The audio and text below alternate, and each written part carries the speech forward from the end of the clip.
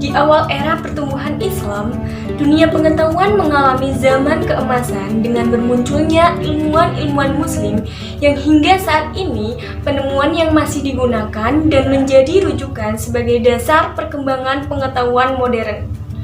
Namun, mungkin karena kurangnya publikasi dan banyaknya peristiwa sejarah menjadikan nama-nama mereka kurang dikenal, bahkan di kalangan para umat muslim itu sendiri.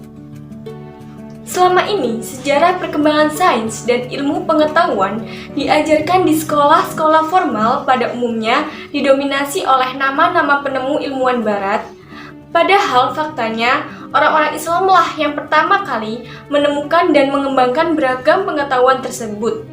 Sejarah barat telah mengubur tentang mereka, sehingga hanya sedikit ilmuwan muslim yang masuk ke dalam tinta sejarah penemuan di dunia. Dan berikut telah saya rangkum 5 ilmuwan muslim di dunia. Ilmuwan pertama bernama Al-Khawarizmi. Muhammad bin Musa Al-Khawarizmi atau yang dikenal dengan Al-Khawarizmi merupakan seorang ahli matematika, astronomi, astrologi, dan geografi asal dari Persia yang hidup pada 780 Masehi sampai 850 Masehi.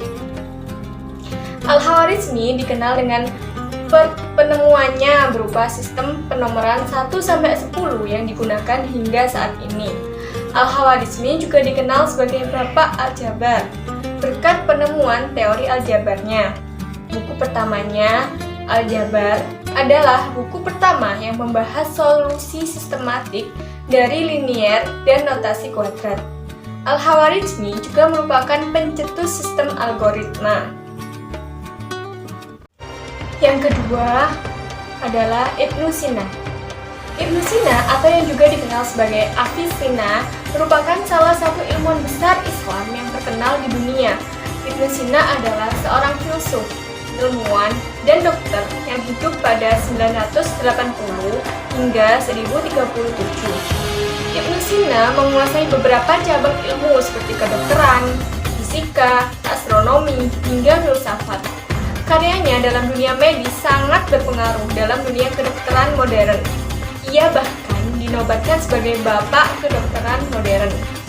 Karyanya yang sangat terkenal adalah Al-Qanun fi At-Tib yang merupakan rujukan di bidang kedokteran selama berabad-abad.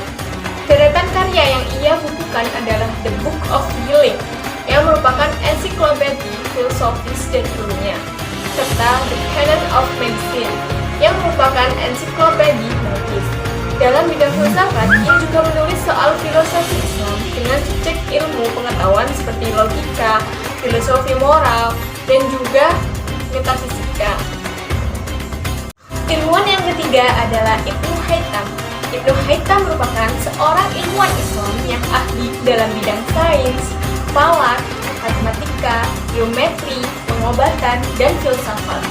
Ibnu Haytham dikenal sebagai Bapak Optik Modern. Ibnu Haytham berhasil membedah konsep cahaya.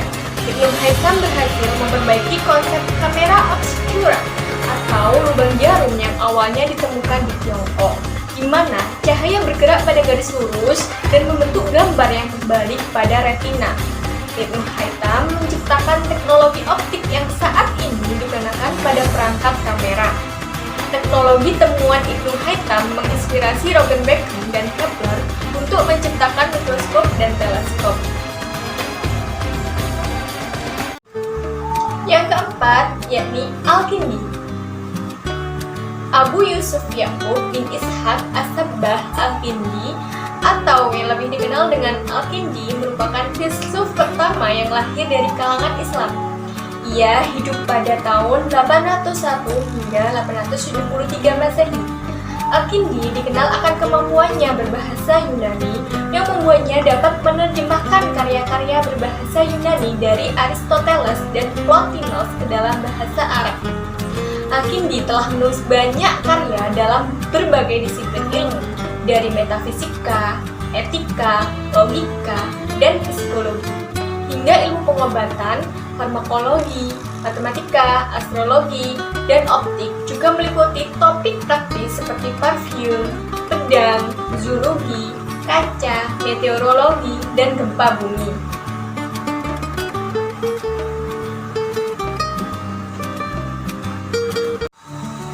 Yang terakhir atau yang kelima adalah Ibnu Khaldun. Ibnu Khaldun merupakan seorang sejarawan muslim dari Tunisia. Ibnu Khaldun ialah ilmuwan dari Tunisia yang dikenal sebagai bapak pendiri ilmu historiografi, sosiologi, dan ekonomi. Karyanya yang terkenal dalam Muqaddimah yang mencatat suatu gambaran awal dari sejarah universal manusia.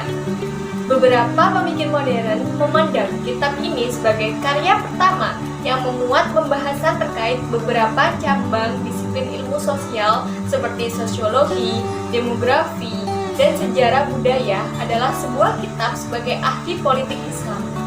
Ia pun dikenal sebagai bapak ekonomi Islam karena pemikiran-pemikirannya tentang teori ekonomi yang logis.